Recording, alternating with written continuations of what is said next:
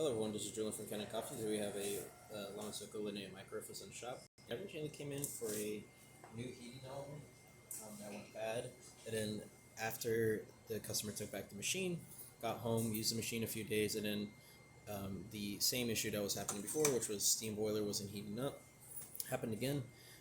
After doing a little bit of troubleshooting with Marzocco, we found that the actual motherboard, which I have here, is the old board, was actually charred right where the steam boiler, as you can see, right, might be hard, completely burnt out, and its connector also burnt out, and this is specifically for the steam boiler.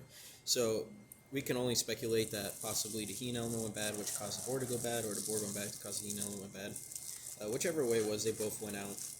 And so we replaced the new board, which takes a few steps. Basically, you have to configure the machine with the new board and the app features. I do have the app on my phone just to show you it is the same thing. Let me pull it up real quick. This is the tech app here. So, Linea Micra. Of course, you have your different settings. So, if I were to change the setting to 3, it could raise the temperature higher. You can see it's already climbing. Of course, you can mess around with the temperature settings on the brew side. Pretty much all those settings have been wiped. So if there was any sort of presets from the previous customer, it would have to be changed again.